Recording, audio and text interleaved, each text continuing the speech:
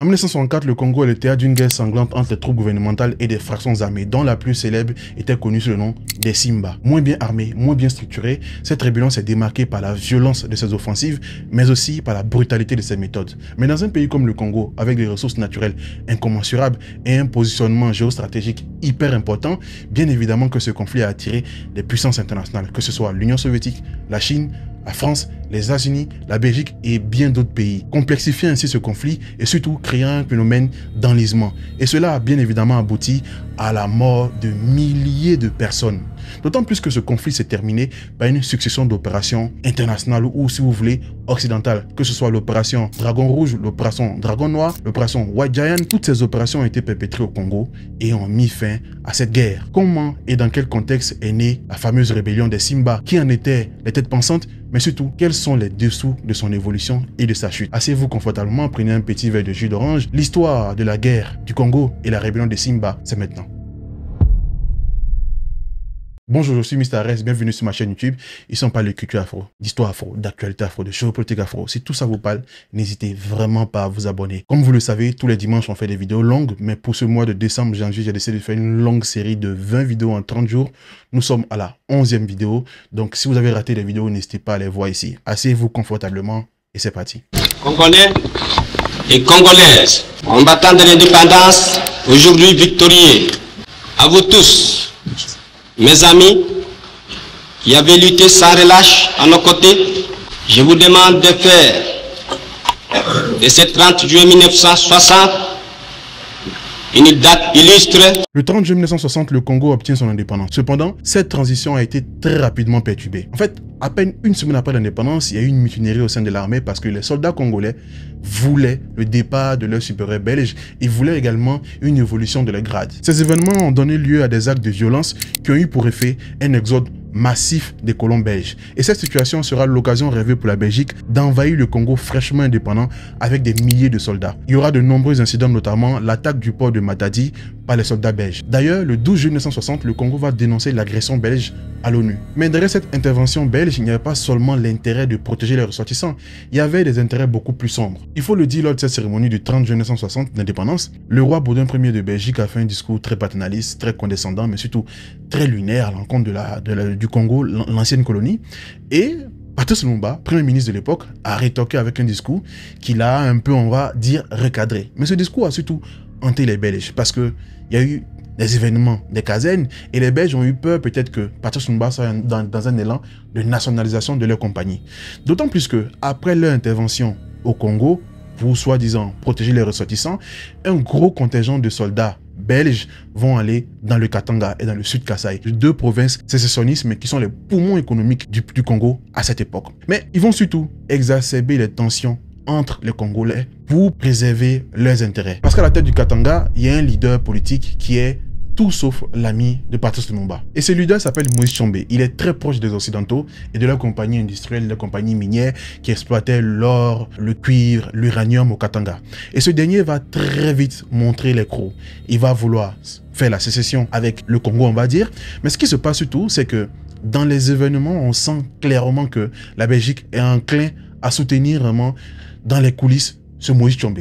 Parce qu'il y aura un faisceau d'événements très étranges. Les Belges, en tout cas le gouvernement belge, va vraiment dire à ses ressortissants de quitter les zones dangereuses du Congo. Cependant, ils vont insuffler une idée à les ressortissants. Ceux qui vivent dans le Katanga devront rester. Rapidement, les revendications de Moïse Tshombe vont devenir très acerbes et la tension va commencer à monter entre Patrice Lumumba et ce dernier. À telle enseigne que les troupes katangaises vont prendre les armes et la tension va devenir palpable. À la demande du président Patrice Lumumba, après plusieurs cris d'alarme, l'ONU décide finalement d'envoyer des troupes dont l'objectif officiel est de ramener le Katanga dans le Congo indépendant. Mais comme je vous l'ai dit, le Katanga est une province très riche et cette province attire de nombreux pays, notamment les États-Unis, la France et bien d'autres pays. La France, qui fait partie du Conseil de sécurité de l'ONU, est censée officiellement soutenir l'État congolais qui a à sa tête comme premier ministre Patrice Lumumba, parce que c'est une question d'intégrité. Mais en coulisses, la France, avec son réseau France-Africain, avec à sa tête Jacques Foccart, a placé tous les pions nécessaires pour pouvoir soutenir Moïse Tshombe et par la même occasion, essayer de gratter sa part du gâteau. Des mercenaires français tels que Bob Dinard ont été engagés aux côtés des forces katangaises. Mais un détail est très important à préciser, c'est que durant ces fameuses manifestations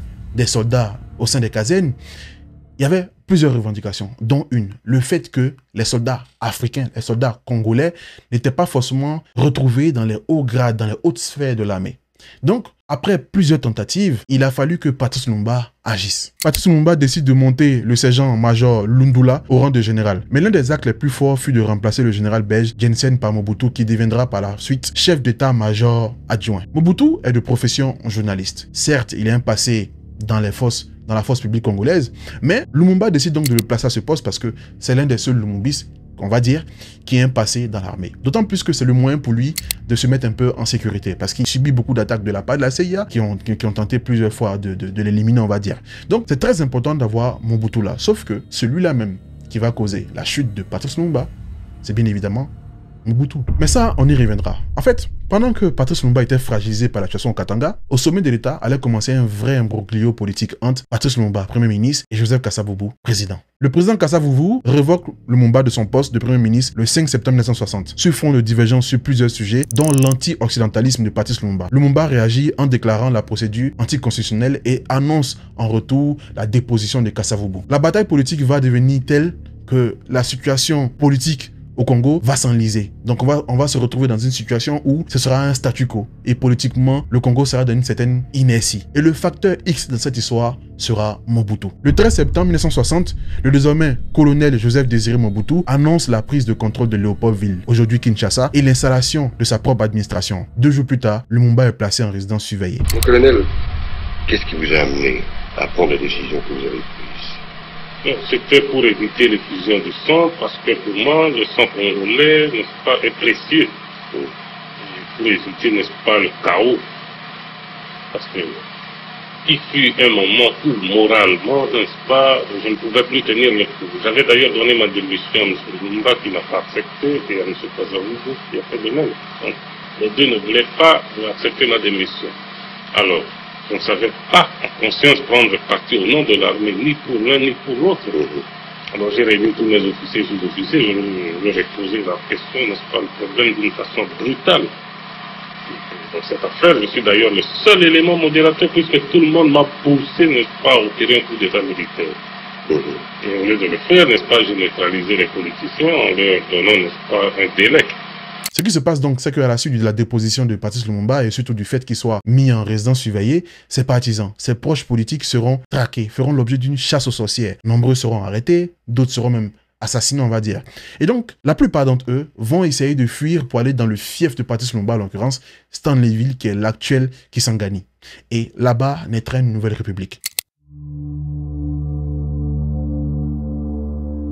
Le 13 novembre 1960, Antoine Gizenga, vice-premier ministre de Patrice Lumumba, s'installe à Stanleyville, actuel Kisangani, en vue d'y former un gouvernement. Ce gouvernement est à la tête d'un nouvel État appelé la République libre du Congo. Plusieurs nationalistes vont d'ailleurs le rejoindre, en l'occurrence Christophe Beignet, Pierre Moulélé et bien d'autres. Beaucoup de nationalistes, beaucoup de lumumbistes, si je peux m'exprimer ainsi, ont essayé de rejoindre Gizenga, mais certains ont été arrêtés, certains ont été tués, il faut le dire. Le général Victor Lundula, chef d'état-major des armées de Lumumba, a été arrêté par Mobutu, mais il réussit à s'évader, rejoint Stanleyville et prête allégeance à Gizenga et devient par la même occasion chef d'état-major de l'armée révolutionnaire. Vous avez compris donc que peu à peu, ce petit mouvement d'exilés va se structurer, va avoir un gouvernement, va même créer une nation éphémère et va même avoir une petite branche armée. Ainsi, le 12 décembre 1960, ils vont vraiment créer un gouvernement structuré avec des ministres et tout ce que vous voulez. Mais à ce stade de l'histoire, Patrice Lumumba est encore vivant et c'est son décès, sa mort, son assassinat qui va vraiment envenimer les choses. Mais il y a eu un faisceau d'événements qui ont accéléré l'assassinat de Patrice Lumumba. Des facteurs internes, mais aussi des facteurs externes. La nouvelle entité, le nouveau gouvernement qui a été formé, va très vite commencer à faire des actions éclairs, des blocus, des actions de déstabilisation des forces armées congolaises. Et ce qui se passe, c'est que ceux qui ont arrêté Lumumba se sentent un peu menacés, d'autant plus qu'il a été envoyé au Katanga. Mais il y a un point très important, un facteur externe. Le 8 novembre 1960 arrive à la tête des États-Unis M. John Fitzgerald Kennedy et il a une épouse qui s'appelle Jackie Kennedy. Et cette dernière est proche d'un homme appelé Thomas Kanza. Thomas Kanza est un diplomate congolais, ex-ministre de Lumumba, et ce dernier va plaider fortement auprès de John Fitzgerald Kennedy pour qu'il puisse faire pied et main pour que Patrice Lumumba puisse être libéré. John Fitzgerald Kennedy semble être atteint et lui promet de faire le nécessaire. Sauf que, je vous avais dit, que la CIA avait vraiment dans le collimateur Patrice Lumumba. Ils ont essayé à plusieurs reprises de l'assassiner. Mais bref, la CIA donc décide d'informer rapidement les personnes qui ont Patrice Lumumba en détention, notamment M. Mobutu, M. Kasavubu, le premier ministre de l'époque, pour qu'il puisse clore le dossier Patrice Lumumba très vite avant l'arrivée, avant l'investiture de John Fitzgerald Kennedy qui est prévu le 20 janvier 1961. Le 17 janvier 1961, soit 3 jours avant la prestation de serment de John Fitzgerald Kennedy à Washington, Patrice Lumumba va être exécuté de sang-froid à Lubumbashi. Dans la foulée, l'assassinat de Patrice Lumumba va déclencher une série d'événements violents et va vraiment mettre le Congo dans un climat extrêmement instable. Dès février 1961, certains collaborateurs de Patrice Lumumba, certains proches de Patrice Lumumba seront assassinés. Et en représailles, le gouvernement libre du Congo va exécuter une quinzaine de personnes qu'ils ont arrêtées, qu'ils estiment être proches du gouvernement, proches de Mobutu, proches de Kasavubu. Et parmi ces personnes-là, il y a un certain Gilbert Pongo, un membre des services de renseignement qui a activement participé à l'arrestation de Patrice Lumumba. Vous avez compris que le Congo est rentré dans une dimension très violente, très dramatique, très sanguinaire. Sous l'impulsion donc de Gizenga, ce nouveau gouvernement, cette nouvelle nation va poser beaucoup d'actes de déstabilisation de blocus, d'autant plus qu'elle sera reconnue par un certain nombre de pays à travers l'Afrique, l'Asie, l'Europe de l'Est. Le bloc de l'Est va fortement soutenir ce nouveau gouvernement et va le valider, va le reconnaître sur la scène internationale. Mais ce gouvernement sera très éphémère parce que dès 1962, le gouvernement central de Kinshasa va déchoir Gizenga de tous ses postes officiels, de ses postes au Sénat, de ses postes au gouvernement. Bref, vous l'avez compris, il sera limite mis en paria. Et c'est là qu'il va se passer un renversement des situations. Le chef d'état-major Lundula, qui a lui-même rejoint Gizenga, va le lâcher. Le 16 janvier, il va arrêter Gizenga et va l'expédier à la capitale. Et là-bas, il sera mis en résidence surveillée. Gizenga est mis hors circuit. Lundula a retourné sa veste.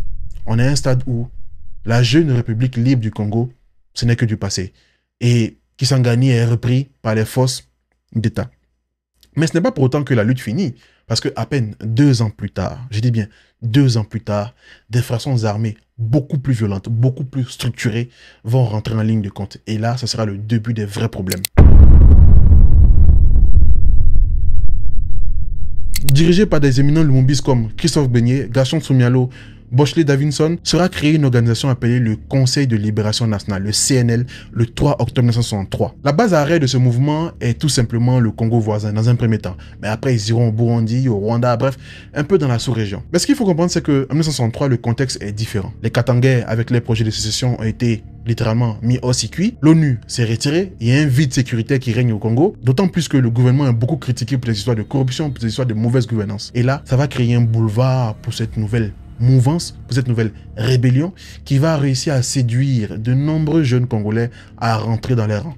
Et très rapidement, ils vont prendre de l'envergure. Dans la foulée, ils vont commencer à viser des régions très stratégiques du Congo, comme le Nord Katanga, mais aussi le Kivu, qui sont des régions très riches en minerais, très riches en ressources naturelles. Et la mission du Nord Katanga est donnée à un homme, mais pas n'importe qui, monsieur Laurent Désiré Kabila. Laurent Désiré Kabila a déjà un passif sur le terrain de la lutte, sur le terrain de la guérilla, on va dire. Entre août 1960 et janvier 1961, il combat au sein des Jubakat, la jeunesse militante du parti Balubakat, représentant l'ethnie Luba, contre la gendarmerie katangaise. Il devient assez vite colonel de ces milices du parti. Donc, ce n'est pas n'importe qui a fait allégeance à cette nouvelle fraction armée, à ce nouveau mouvement qui est né. D'ailleurs, il sera nommé secrétaire aux affaires sociales du CNL quand Gaston Soumialo sera secrétaire général des forces armées révolutionnaires. Soumialo et Kabila établiront leur quartier général à l'hôtel Bagidas de Bujumbura pour recruter les combattants parmi les révolutionnaires lumumbistes en exil. Ils vont organiser des foyers de subversion avec des révolutionnaires lumumbistes qui les avaient rejoints au Burundi, dont Antoine Marandura, Nicolas Olenga ou encore Louis Bidalira. Mais préparer une rébellion, structurer une rébellion et faire la guerre, ça coûte beaucoup d'argent. Dans la naissance de cette fraction rebelle-là,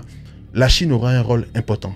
À tel enseigne que la Chine, en janvier 1964, va ouvrir une ambassade à Bujumbura. Et cette ambassade sera vraiment l'antenne de tout le déploiement de l'aide, des soutiens apportés à cette nouvelle fraction armée. Parce que la Chine voulait également avoir sa part du gâteau, mais surtout voulait également participer à cette conquête géopolitique dans la région des Grands Lacs. Mais toutes ces manœuvres chinoises ont bien évidemment pas échappé à la CIA qui avait commencé déjà à observer tout ça pour ne pas que le vent communiste prenne de l'ampleur sur le continent africain. Mais les motivations américaines, les motivations chinoises ne sont pas seulement idéologiques ou politiques, elles sont également pécuniaires parce qu'il y avait beaucoup d'argent à se faire dans cette région, très clairement. Pendant que cette rébellion était en construction, un certain Pierre Moulélé est revenu de Chine, là où il allait suivre les entraînements militaires. Aidé de certains fidèles comme Théodore Benguila ou Félix Mukulumbundu, il commence aussi à recruter des hommes pour lancer une révolution dans sa région natale, le Kwilu. Dans le même temps, Soumialou va commencer à lancer les offensives et ces offensives seront perpétrées par un groupe armé qui aura le surnom de Simba. Donc on se rend compte qu'à ce stade de l'histoire,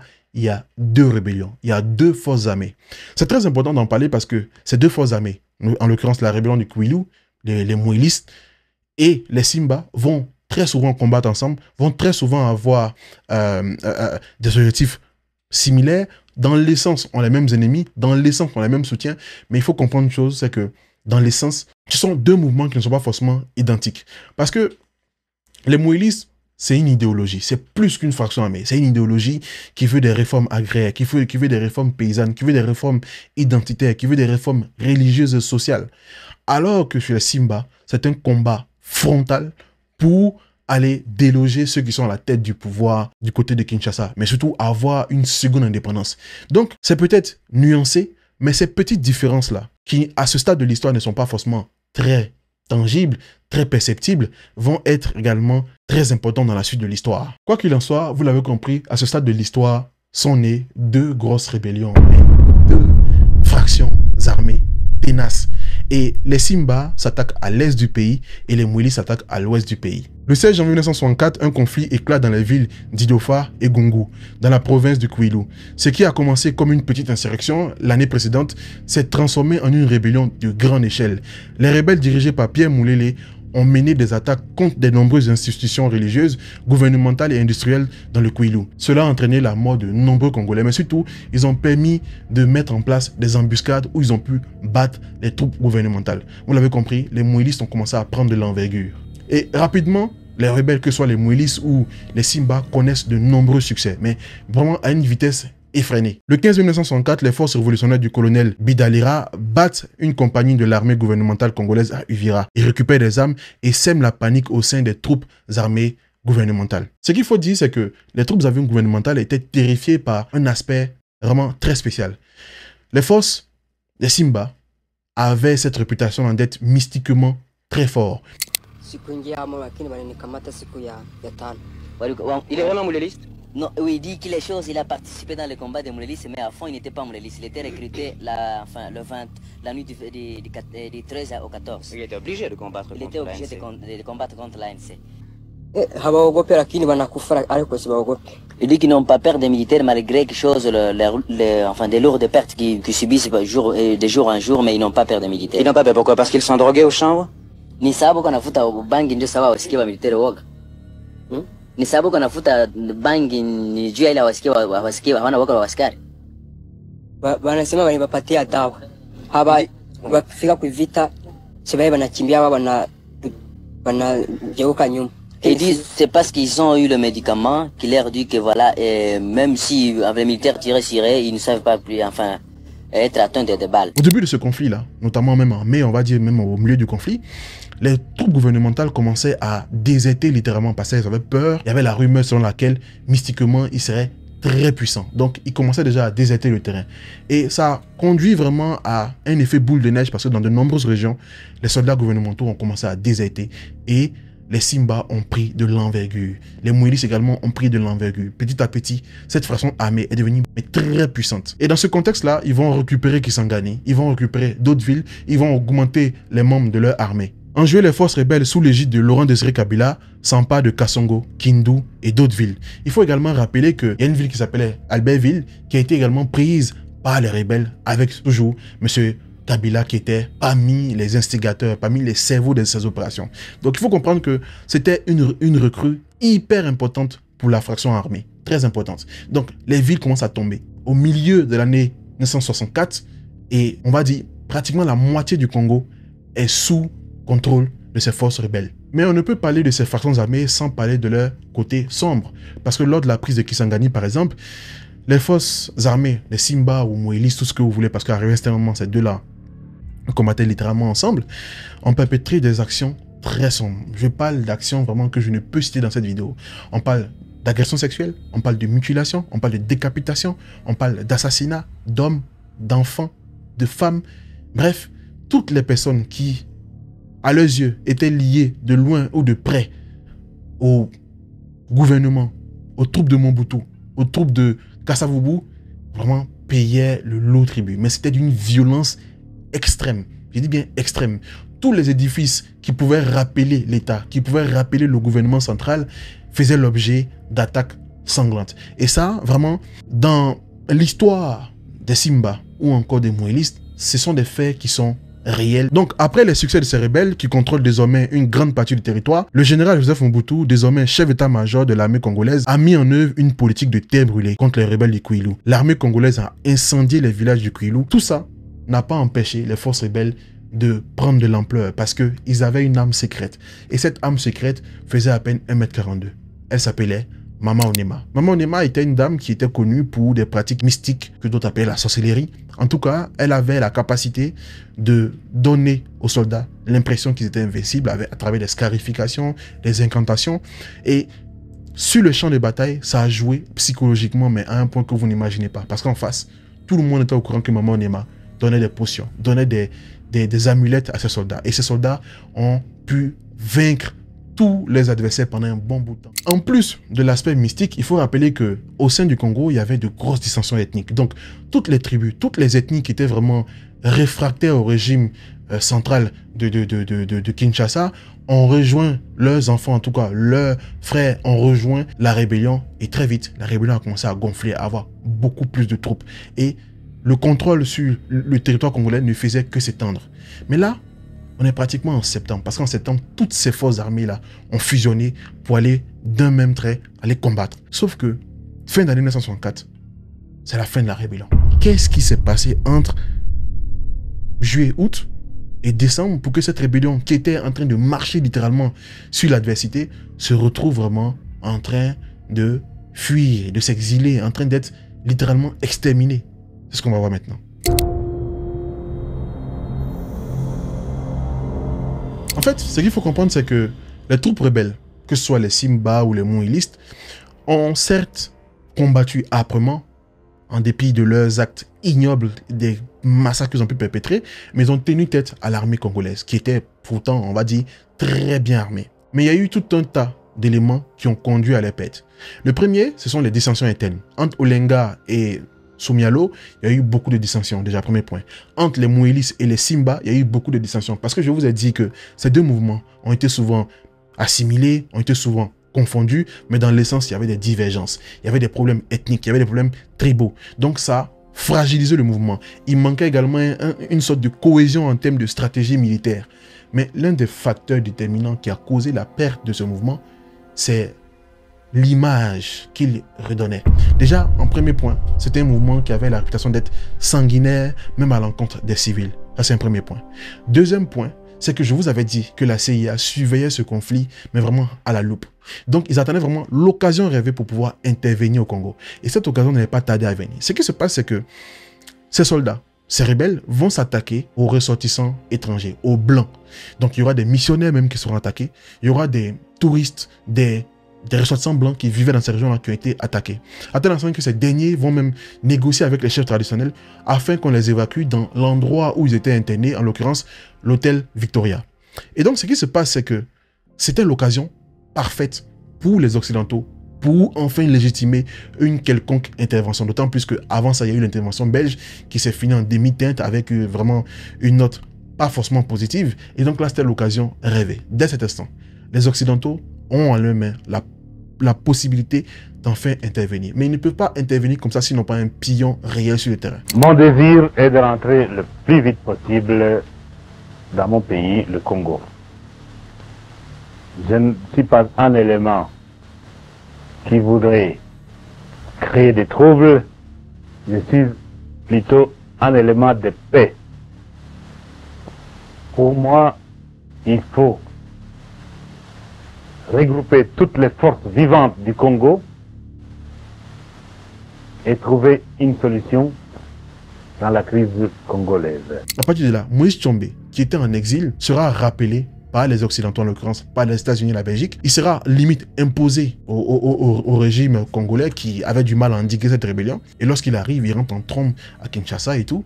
Et il dit, les Congolais, je vous ai compris. Dès son arrivée, il va prendre les mêmes pratiques. Il aura ses gendarmes katangais, mais il va surtout faire appel à toute une légion de mercenaires. Mike Howard, Bob Denard, je ne sais encore qui. Il va appeler tous ceux-là pour lancer des offensives. Albertville sera repris et ils vont commencer à aller vraiment d'étape en étape. Mais le point culminant de ce conflit sera l'opération Dragon Rouge. En fait, ce qui se passe, c'est que je vous ai dit que les États-Unis étaient en backstage. Ils géraient vraiment tout ça. Ils voulaient mettre les grains de sel dans cette histoire. Donc, il y avait des ressortissants belges, des ressortissants américains probablement, qui seraient pris en otage par des soldats, des Simba ou des Moélistes. Donc, ce qui se passe, c'est qu'ils vont diligenter une opération Dragon Rouge avec des soldats belges qui ont été parachutés à bord d'avions C-130 appartenant à l'armée américaine avec des supérieurs américains, et tout cela vont atterrir sur le territoire congolais. Il faut dire que ces parachutistes, quand ils vont débarquer vraiment dans les régions rebelles, ça sera vraiment une opération éclair. Ça sera d'une violence inouïe parce qu'il y aura les parachutistes, il y aura les soldats au sol, il y aura les gendarmes katangais et il y aura également l'armée congolaise. Donc la rébellion n'aura quasiment pas d'issue de secours.